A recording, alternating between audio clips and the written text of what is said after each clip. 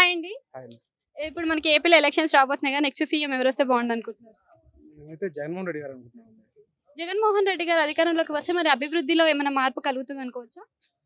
తప్పకుండా అండి జరుగుతుంది, అభివృద్ధి జరుగుతుంది. ఇప్పుడు కూడా జరిగింది కదా, స్కూల్స్ పరంగా జరుగుతుంది. ఐబీసీ రివర్స్ తీసుకొచ్చారు, ఇంటర్నేషనల్ బ్యాక్లారెట్ సిలబస్.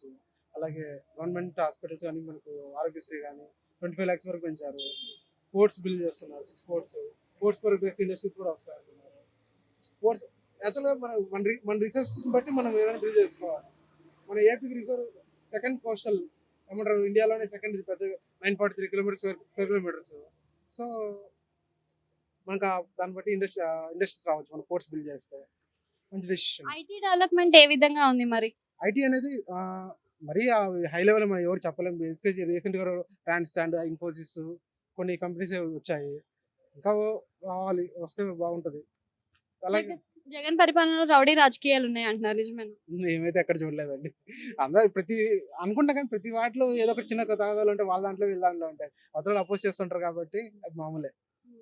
సో పార్టీలో క్యాడర్స్ అనేది చేంజ్ చేస్తున్నారు కదా, అలా చేంజ్ చేయడం వల్ల మరి పార్టీ ముందంజలో ఉంటుందా సార్?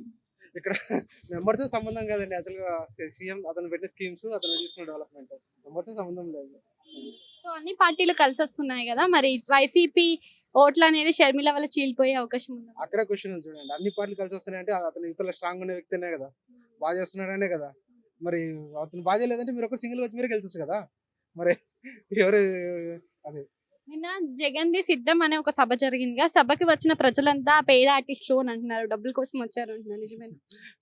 అదైతే రాకుండా అయితే ఉంటారు, డబ్బులు వచ్చే వాళ్ళు ఉంటారు, అవి ఉంటారు, వాళ్ళ దాంట్లో ఉంటారు, వీళ్ళ దాంట్లో ఉంటారు. సో కానీ అంతమంది క్రౌడ్ వచ్చారంటే ఎంతో ఇంపాక్ట్ ఉంది కాబట్టి వస్తారు. అది సో చాలా ధీమాగా జగన్ మరి ఇప్పుడు వైనాట్ 175 అంటున్నారు, 175కి 175 వచ్చే అవకాశం ఉందనుకోవచ్చు. అది ఒక బెంచ్ మార్క్ పెట్టుకున్నారు. అది రావడం రాకపోవడం అది అంతవరకు రాకపోయినా కానీ 110-120 సీట్స్ అయితే కన్ఫర్మ్ వస్తుంది. Thank you.